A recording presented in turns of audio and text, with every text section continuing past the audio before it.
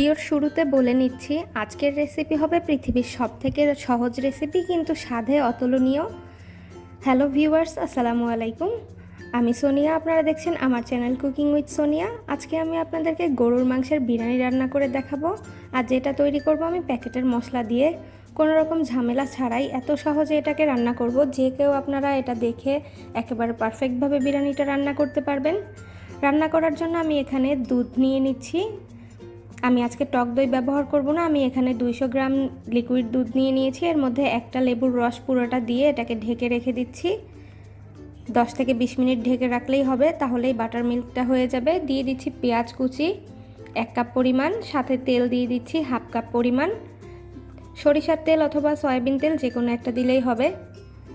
সাথে দিয়ে দিব কিছু গরম মশলা, দারচিনি, এলাচ, লবঙ্গ, গোলমরিচ, তেজপাতা, এগুলো অল্প অল্প করে দিয়ে দিলাম। আদা বাটা 2 চা চামচ পরিমাণ। সামান্য একটু পানি দিয়ে এটাকে একটু ভেজে নিচ্ছি। পেঁয়াজটা যেন একেবারে পুড়ে লাল না হয়ে যায়, তাই আমি পানিটা অ্যাড করলাম। পেঁয়াজ আর রসুন একসাথে পেস্ট করে নিয়েছি, এখান থেকে আমি 4 চা চামচ দিয়ে দিলাম। লাল মরিচের গুঁড়া 2 চা চামচ, জিরার গুঁড়া 3 চা চামচ। মশলাগুলোকে ভালোভাবে ভেজে নিতে হবে যেন তল থেকে পোড়া লেগে না যায়। লবণ দিয়ে দিচ্ছি 2 চা চামচ পরিমাণ।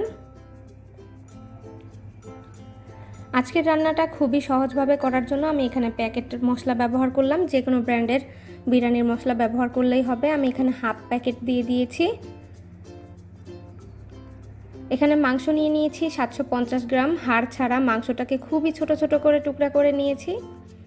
আমি আজকের রান্না যেমন সহজভাবে দেখাতে চেয়েছি, তেমন খরচটাও যেন কম করে আপনারা বিরিয়ানিটা রান্না করতে পারেন, তাই সেই প্রসেসগুলোই আপনাদেরকে দেখিয়ে দিচ্ছি। মাংসটা এভাবে ছোট করে নিলে মনে হবে অনেক মাংস দেয়া হয়েছে।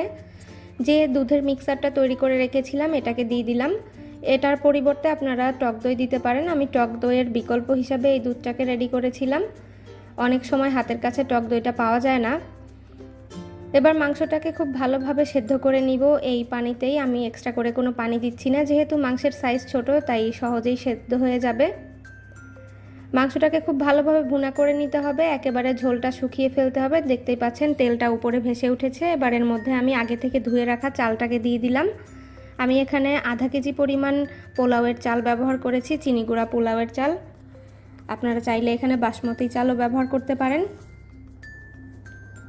যেহেতু অল্প রান্না করছি তাই আমি একই পাত্রে রান্না করে নিচ্ছি। চালটাকে এই মাংসের সঙ্গেই মিলিয়ে ভেজে নিচ্ছি 2 থেকে 3 মিনিটের জন্য। যদি অনেক বেশি পরিমাণে রান্না করেন তাহলে চালটা কিন্তু আলাদা করে ভেজে পানি দিয়ে তারপরে মাংসটা অ্যাড করবেন। আমার চ্যানেলে কিন্তু অনেকগুলো বিরিয়ানির রেসিপি আছে, আপনারা চাইলে দেখে আসতে পারেন। এখানে 1 কেজি পরিমাণ গরম পানি আমি দিয়ে দিলাম। যেহেতু আধা কেজি চাল তাই 1 কেজি পানি ব্যবহার করেছি। ভালোভাবে মিশিয়ে নিচ্ছি আর ঢাকনা দিয়ে ঢেকে রান্না করছি। একটু বলক আসা পর্যন্ত রান্না করতে হবে হাই আঁচে। বলক চলে আসলে চুলার আঁচটাকে একেবারে কমিয়ে লোতে করে দিতে হবে। আর এখানে কয়েকটা কাঁচামরিচ দিয়ে দিলাম, 6-7টা। এই কাঁচামরিচটার জন্য খুব সুন্দর একটা ফ্লেভার আসে বিরিয়ানি থেকে। পানিটা এরকম যখন শুকিয়ে আসবে তখন এর উপরে দিয়ে দিতে হবে ঘি। আমি বড় করে 1 চামচ ঘি দিয়ে দিচ্ছি। চাল এবং মাংসের পরিমাণ বুঝে আপনাদের কিন্তু মশলাটা অ্যাড করতে হবে। গোলাপ জল আর কেওড়ার জল দিয়ে দিচ্ছি এখানে 1 চা চামচ করে। এতে করে বিরিয়ানির যে সুন্দর একটা ঘ্রাণ আসে এটা কিন্তু এই গোলাপ জল আর কেওড়ার জলের জন্যই আসে।